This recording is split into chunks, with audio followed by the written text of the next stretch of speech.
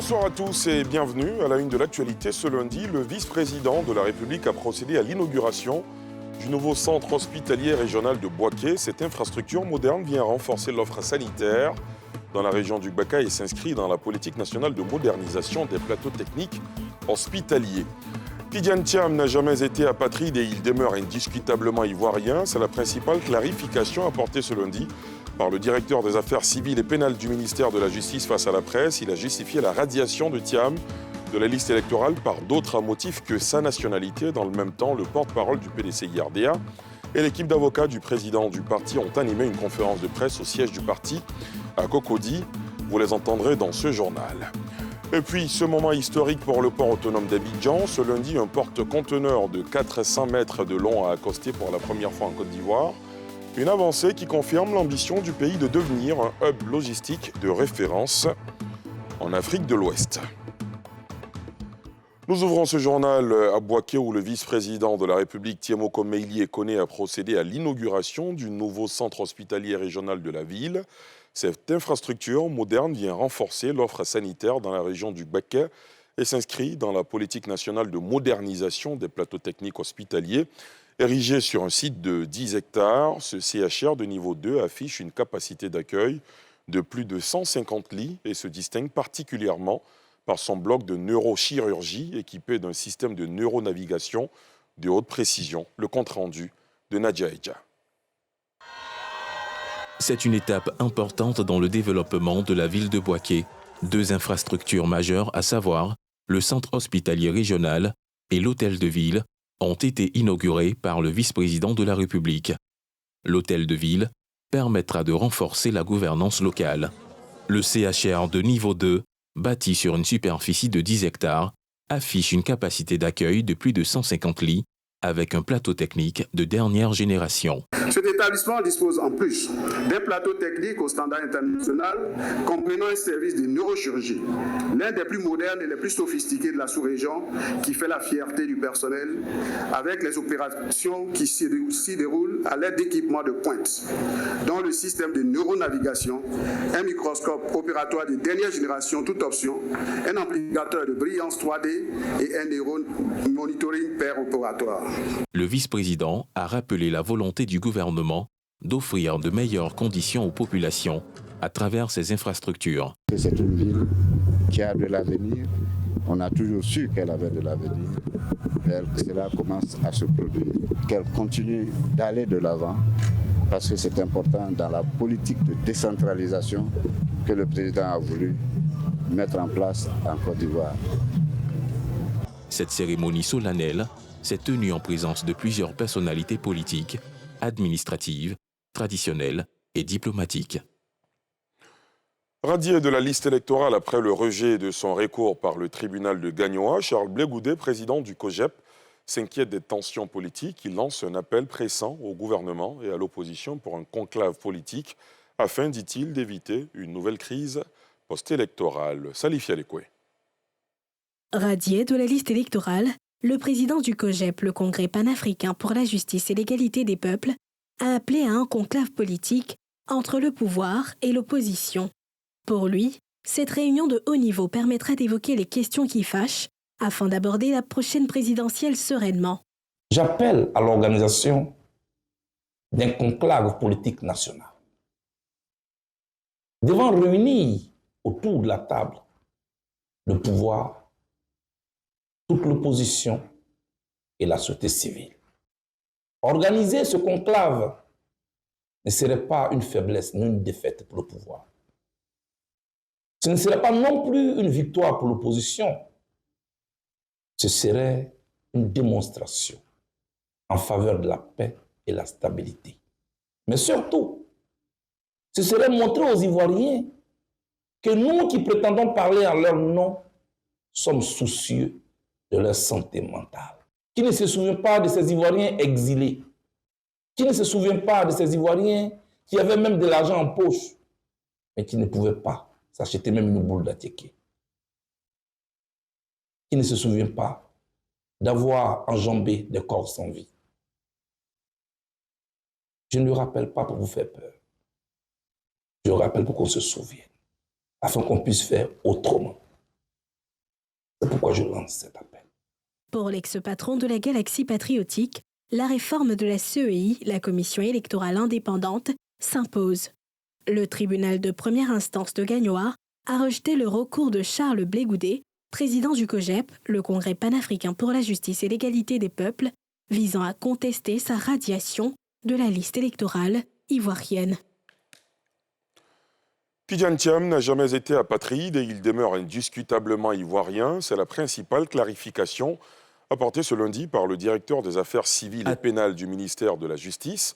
Face à la presse au palais de justice du Plateau, il a justifié la radiation du président du PDCI-RDA de la liste électorale par d'autres motifs que sa nationalité. Les précisions de Salif Yalekwe. Attribution et perte de la nationalité ivoirienne d'origine. C'est autour de ce thème que s'est articulée la communication du directeur des affaires civiles et pénales du ministère de la Justice et des Droits de l'Homme, Augustin Kwame. Il s'est appesanti sur le cas du président du PDCI, Tidjane Thiam. En ce qui concerne sa situation d'apatride évoquée souvent, il rassure. D'un côté, on dit M. Thiam a perdu sa nationalité ivoirienne. De l'autre côté, on dit M. Thiam s'est libéré de son allégeance à l'État français. S'il n'est plus ivoirien, s'il n'est pas non plus français, alors on pourrait dire qu'il est au regard de ces deux faits qu'il est apatride. En tout cas, c'est ce que soutiennent certaines personnes.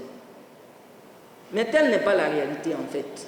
De même qu'il a perdu sa nationalité ivoirienne d'origine de façon automatique par l'effet de l'acquisition de la nationalité française, de même, dans le respect du parallélisme des formes, il recouvre sa nationalité ivoirienne automatiquement, sans formalité, et ce, depuis sa libération de son allégeance française le 19 mars 2027.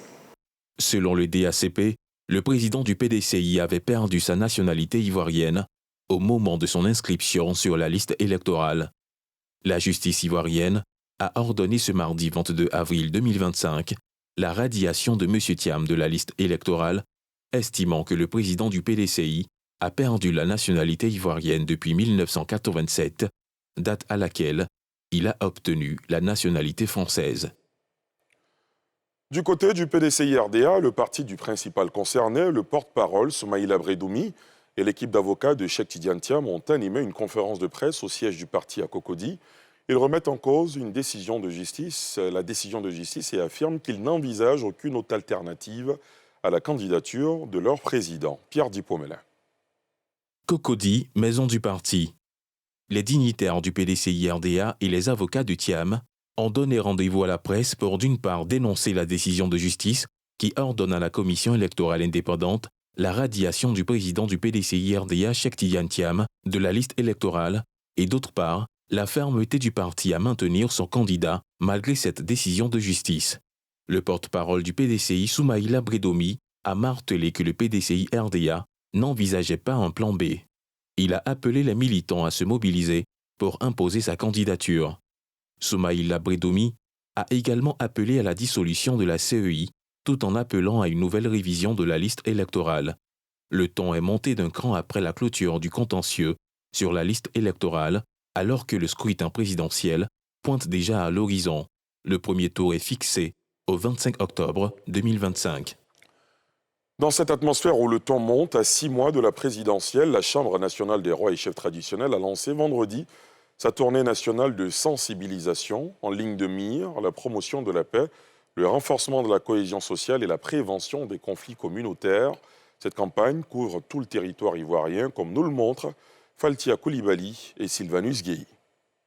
Depuis son siège à Yamoussoukro, la Chambre nationale des rois et chefs traditionnels de Côte d'Ivoire a officiellement lancé une vaste campagne nationale intitulée « Tournée nationale de sensibilisation et d'écoute ». Cette initiative vise à parcourir l'ensemble des 31 régions du pays, ainsi que les districts autonomes d'Abidjan et de Yamoussoukro, dans le but de promouvoir la paix, prévenir les conflits communautaires et renforcer la cohésion sociale. Il s'agira dans un premier temps de sensibiliser toutes les couches sociales, chefferies traditionnelles, entités politiques et religieuses, jeunesse, associations de femmes, communautés étrangères et sociétés civiles sur la nécessité de préserver nos acquis en adoptant des comportements et des discours favorables à la tenue d'élections apaisées. Par conséquent, la tournée que les rois et chefs traditionnels organisent est bien plus qu'importante. En tant que garant de la paix et de la cohésion sociale, nous représentons la voix de la raison qui peut apaiser les tensions et les violences potentielles. Dans un contexte marqué par des tensions politiques à l'approche de l'élection présidentielle d'octobre 2025, les rois et chefs coutumiers sont appelés à jouer un rôle central pour maintenir la cohésion nationale. Nous allons pour sensibiliser et écouter les populations qui sont les principaux acteurs en matière d'élection. Nous, en tant que Chambre des rois et chefs traditionnels, garant des us et coutumes, et nous allons vers cette population-là pour leur dire qu'il y a les élections, certes, mais ces élections doivent se passer dans une bonne ambiance, une ambiance fraternelle, de paix, de cohésion sociale. Parce qu'au-delà des élections, nous continuerons toujours de vivre ensemble. Le calendrier prévoit un démarrage le 5 mai 2025 à Bouaké dans la région de Béké pour s'achever le 3 juillet 2025 à Divo dans la région du Lodiboa. Lors de cette tournée, des rencontres publiques seront organisées dans les chefs-lieux de région et dans les 2 districts autonomes. Et on met en lumière ce moment historique pour le port autonome d'Abidjan. Ce lundi 28 avril, un porte-conteneur de 400 mètres de long a accosté pour la première fois en Côte d'Ivoire, une avancée qui confirme l'ambition du pays de devenir un hub logistique de référence en Afrique de l'Ouest. Nadia Edja, Joseph Zécré. Sur les quais de Côte d'Ivoire Terminal ce lundi, la présence d'un navire inhabituel. Il s'agit de MSC Dileta, un porte-conteneur de 400 mètres de long et d'une capacité de 24 000 conteneurs EPV, équivalent à 20 pieds. Ce navire, le plus long jamais accueilli sur les eaux du port d'Abidjan, est du premier armateur mondial MSC, Mediterranean Shipping Company. Le MSC Dileta est un navire de dernière génération. Sa longueur est de 400 mètres, soit l'équivalent de 4 terrains de football. Sa capacité de transport est de 4000 EVP, soit équivalent 20 pieds. Il est déployé sur notre service Africa Express qui relie l'Asie et l'Afrique de l'Ouest. Ce navire confirme et renforce notre engagement à investir dans l'avenir, tant pour notre compagnie que pour la communauté portuaire et notre clientèle. Cet accostage a été possible grâce aux investissements consentis par l'État pour faire du port autonome d'Abidjan et de la Côte d'Ivoire un hub logistique de la côte ouest africaine. Cet événement n'est pas seulement une prouesse technique. Il incarne une vision, une ambition collective et une transformation profonde de notre écosystème portuaire.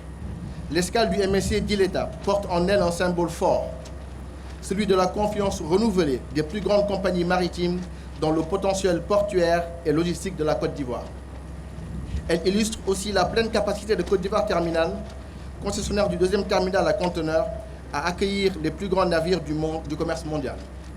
Avant l'inauguration de ce terminal, le port d'Abidjan ne pouvait accueillir que des navires avec 3500 conteneurs.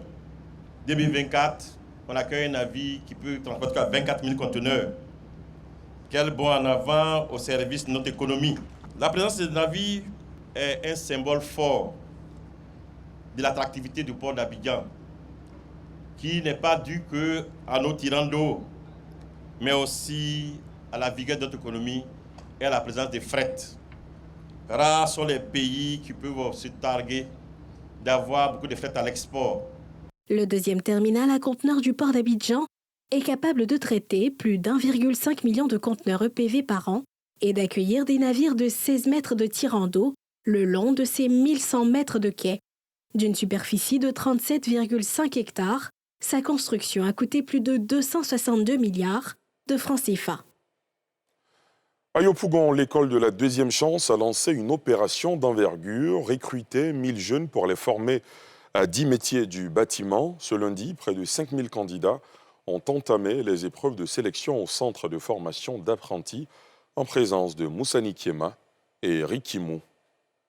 Karine est candidate pour le recrutement de jeunes dans les métiers du bâtiment, lancé par le ministère en charge de la formation technique. Elle espère à travers ce projet avoir une qualification professionnelle. Ce qui m'a motivée, c'est de pouvoir apprendre un métier de carrelage et pouvoir m'affirmer dans la société. Avant, je faisais une activité pour gagner d'argent, une activité libérale. Je gérais un pressing. Comme Karine, ce sont environ 5000 jeunes qui ont candidaté pour ce projet de l'école de la deuxième chance. Parmi eux, certains avaient déjà des qualifications. J'ai eu un BTS en finance comptable et gestion des entreprises et j'étais en quête de stage pour soutenir mon BTS. J'ai décidé de postuler à cette formation-là pour être polyvalente parce que je pense que ça paye. Aujourd'hui, être polyvalente, le monde évolue, donc il faut évoluer avec le monde.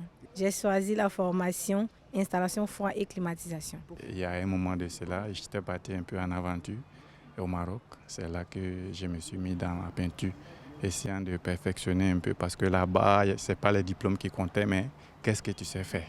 Et la motivation et la passion que j'ai pour ces métiers-là, c'est pourquoi je suis venu m'inscrire. Ce concours du centre de formation d'apprentis à Yopougon proposera des formations qualifiantes de courte durée, sanctionnées par un certificat de qualification professionnelle. Il s'agit du recrutement des premiers apprentis du CFA bâtiment de Yopougon. Il faut dire que les critères étaient simples. Il fallait être ivoirien, un jeune ivoirien, âgé de 16 à 40 ans maximum, et il fallait avoir le niveau minimum scolaire de CM2. Sur le total inscrit, ce sont 1000 jeunes qui seront retenus. Il faut signaler que ces 1000 apprentis seront scindés en 4 vagues de 250. Tout est bien parti selon les prévisions pour que les cours puissent effectivement démarrer début juin. C'est une formation à visée d'insertion, raison pour laquelle avant même de lancer les appels à candidature, il y a une étape qu'on appelle la prospection des postes d'apprentissage. Il y a en tout cas une forte chance, nous visons en tout cas les 100% d'insertion. Ce recrutement concerne 10 métiers du bâtiment, notamment installateur en froid et climatisation, carreleur, électricien du bâtiment, ferrailleur, installateur sanitaire, maçon, menuisier charpentier du bâtiment, menuisier coffreur, peintre en bâtiment et plaquiste. Le rideau est tombé hier sur la 6e édition du marché ivoirien de l'artisanat, le MIVA, placé sous la présidence du ministre du Commerce et de l'Industrie. L'édition 2025 a rassemblé 243 exposants venus de 14 pays et attiré plus de 100 000 visiteurs, dont Salif Yalekwe et Fulgence Kissiedou. Les rideaux se sont refermés dimanche sur la 6e édition du MIVA, le marché ivoirien de l'artisanat. À cette tribune, le ministre du Commerce et de l'Industrie, Dr Souleymane Diarra-Souba, a réaffirmé l'engagement du gouvernement à offrir un cadre propice au développement de l'artisanat en Côte d'Ivoire. Le gouvernement ivoirien est pleinement conscient du rôle de l'artisanat dans la promotion de l'autonomisation de la femme et de sa contribution à l'économie nationale. Au regard des acquis de cette édition, le gouvernement ivoirien s'engage à mettre en œuvre des politiques et des initiatives visant à soutenir sa croissance et sa modernisation. C'est pourquoi nous devons continuer à travailler ensemble pour valoriser les produits locaux, encourager l'innovation et faciliter l'accès aux marchés nationaux et internationaux. Cette édition, à en croire les organisateurs, fut un franc succès. Le marché a enregistré la participation de 243 exposants de 12 régions de 14 pays, dont 11 africains, et plus de 100 000 visiteurs. Ces chiffres, nettement supérieurs à 2023, démontrent l'engouement des artisans autour de cet événement. Je reste convaincu que ce marché vous a offert des opportunités de bonnes affaires, ainsi que des liens tissés qui porteront leurs fruits et contribueront au développement de notre secteur artisanal. 10 prix ont été attribués à des artisans qui ont fait preuve d'un esprit de créativité et qui ont présenté des produits de qualité. Le MIVA, ouvert mardi dernier, avait pour thématique artisanat, femmes et transformation. On termine ce journal au Nigeria, où des terroristes de Boko Haram ont tué samedi soir au moins 10 membres d'un groupe d'autodéfense dans le nord-est du pays.